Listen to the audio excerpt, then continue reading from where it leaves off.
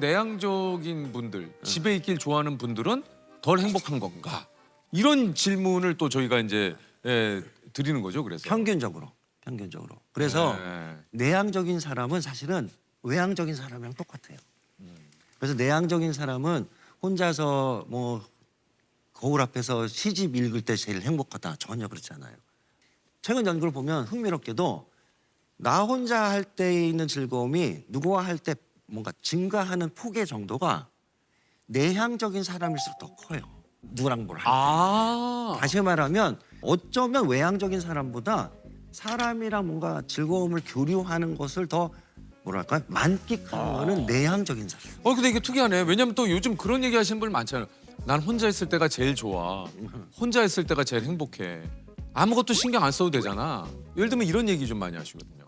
내향적인 사람의 특성이 자꾸 나오는 것 중에 하나가 이 잠재적인 부정적인 부분을 너무 과도하게 예상을 해요. 이거 새로운 모임에 가면은 어색함도 있잖아요. 맞아요. 근데 그 부분이 막상 가면 별거 아니야. 맞아요. 그죠? 막상 가면은 또 잘 있어. 맞아요. 그게 포인트예요. 그래서 어떤 분들은 내가 자극이 한 10개 되면 나는 충분해. 12개부터는 난 좀 피곤하기 때문에 나 먼저 집에 갈래. 그래요? 이게 약간 내향적인 거죠. 맞아요. 예. 인간에게 제일 재미난 자극이 뭐냐면 다른 인간이에요. 그래서 외향적인 분들은 이 약간 결핍된 자극의 양을 채우기 위해서 가장 주변에 있는 재미난 자극인 사람을 계속 찾는 거예요. 외향적인 친구가 뭐 밥 먹자 잘 있니 그러면 너무 고마워하지 마세요. 왜냐하면 나를 꼭 좋아해서가 아니라 이용당하는 거예요. 자기의 어떤 자극 하마 같은 것이 외향적인 사람인데 어쨌든 그러니까 교수님이 얘기하시는 의도는 뭔지 알겠까?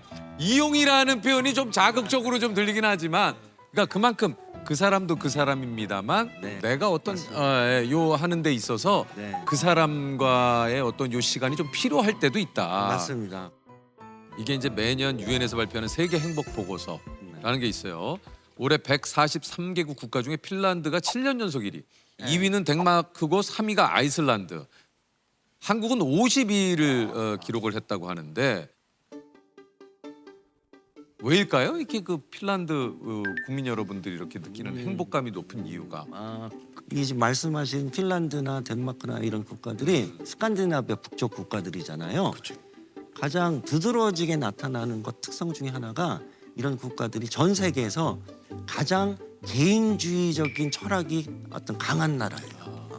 근데 이 개인주의라고 하는 거는 우리가 자칫 잘못 생각하면 자기 것만 챙기는 어떤 이기주의랑 혼돈할 수가 있는데 그게 아니라 개인주의는 뭐냐면 어떤 틀에다가 가둬가지고 이게 옳건 너희 건 다 틀렸어 이렇게 하는 게 아니라 너 각자의 생각이나 가치나 이런 것들을 철학을 존중하는 어떤 포용성을 얘기하는 것이거든요. 근데 그렇지가 않고 야 인생은 일로 가는 거야. 이게 정답이야를 정해주고 이런 개인적인 취향은 다 자꾸 쓸어가지고 한 방향으로 몬다. 너무 지배하는 사회에서는 자유도가 있기가 좀 어렵고 그러면서 집단주의적 가치가 조금 너무 과한 지역이 한국, 일본, 싱가포르 같은 지역이에요. 그래서 이 지역들의 공통점이 행복감은 좀 낮은 국가들이에요. 맞아요. 이게 그러니까 대를 위해 소를 희생한다. 맞아요. 이게 우리가 지금까지 좀 배워왔고 많이 들었던 사실 이야기들이. 틈이 날 때마다 그 스칸디나비아 분들에게 던진 질문이 있어요. 뭐예요? 뭐냐면 당신들은 일상에서 제일 비호감으로 생각하는 사람은 어떤 사람이냐? 궁금하네요. 그죠? 그랬을 때 10명이면 10명 거의 똑같은 얘기를 했을 뿐만 아니라 그래요? 그런 아예 단어가 있더라고요. 뭐예요? 근데 잊어먹었어요. 거의 덴마크 약간 스칸디나비아 말인데 그러니까 그 말은 잃어버. 그거 그럴 수 있지. 그런 단어가 의미는 있잖아요, 의미. 그 의미를 말씀드리려고 네네네. 하는데 단어가 있을 물 드세요, 정도로 일단. 교수님도 토크꾼이셔. 이게 우리 딱 알거든요. 토크꾼들은 예 알아요. 예, 얘기하세요, 교수님. 제일 비호감인 사람은 다른 사람의 삶을 평가하는 사람. 당신이나 잘 살고 어떻게 그걸 감히 평가하느냐. 뭐가 좋고 나쁘다가 다 그냥 틀릴 뿐이지 그걸 평가할 일이 아니야. 제일 싫어요. 그런데 어떻게 생각하면 이런 집단주의적 사회에서는 늘상 평가를 받는 늘 평가를 받죠. 평가받는 건 문제가 아니라 나도 모르게 계속해요. 사회 비교. 이게 행복을 갉아먹는 대표적인 경험이에요. 그죠? 한국 사회도 그렇고 그죠? 그런데 그렇죠. 어쩌면 안타깝게도 우리 한국 사회 같은 현실에서는 뭔가 약간 교과서적인 그림이 있어요. 행복하기 위해서는 이러이러한 것들을 갖춰야 되고 저런 거는 그 약간 행복이라고 보기 어렵다. 근데 이런 어떤 논리에 휘말리기 시작하면 행복해지기가 굉장히 어렵습니다. 근데 어린 시절에 그런 것 때문에 조금 많이 힘들었던 것 같아요. 아, 그 힘드셨어요? 아니 그거보다 어린 시절에 제 친구 정말 교수님 좀 물도 마셨는데. 예, 여기 있습니다. 제가 자, 그 비교당하면서 행복이 많이 사라진 것 같아요. 어. 어린 시절에 막 놀이터에서 놀고 있는데 야 너는 아버지가 뭐 축구공 안 사줬어? 나는 충분히 이거 축구공 없어도 재밌는데 에이 넌 축구공도 없으니까 별로 안 행복하지. 막 이런 비교들. 그 아주 중요한 말씀을 해주셨는데 사회적 비교에 가장 뭐 적나라한 어떤 쟁탈전이 이루어지는 게 SNS거든요. 그렇죠. 맞아요. 또 이런 연구도 있습니다. 애당초 어떤 사람들이 SNS를 많이 하느냐, 행복감이 낮은 사람들이 SNS를 많이 해요. 그래서 어떤 그 결핍을 몇 개 뭐 이런 걸 가지고 자꾸 채우려고 하는데 그게 나쁜 건 아닌데 그런 것에서 임시 처방일 수는 있어도 장기적으로는 권장되는 나쁜 것은 네. 아닌 것 같아요. 예. 그렇다면 일상에서의 우리가 행복감을 좀 이렇게 높이기 위한 그 방법은 좀 뭐가 있을까요? 뭐 적절한지 모르겠습니다만 생각한 비유가 행복 앞정을 만약에 일상에 깔아놔야 돼요. 무슨 소리냐면 우리 집에다가 앞정을 한 박스 깔아놨다고 찔릴 확률이 높죠. 그럼요. 가족들이 비명 소리가 맨날 들릴 거 아니에요. 그거는 비명을 지르려고 해서가 아니라 그냥 자연스러운 반응이잖아요.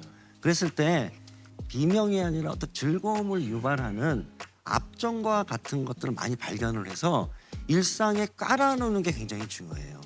그 앞정 중에 제일 중요한 거는 사람이에요. 좋은 사람. 사람과의 미묘한 관계인데 최근 연구들을 보면 의외로 우리가 절친이나 이런 사람들은 아니지만 일상에서 마주치는 전철에서 보고 편의점에서 가면 맨날 보는 종업원 이런 분들과의 미묘한 어떤 사회적 경험의 합이 그 사람의 행복감에 굉장히 중요한 영향을 준다는 있어요. 게 요새 논문들이 막 쏟아져 나와요. 있어요.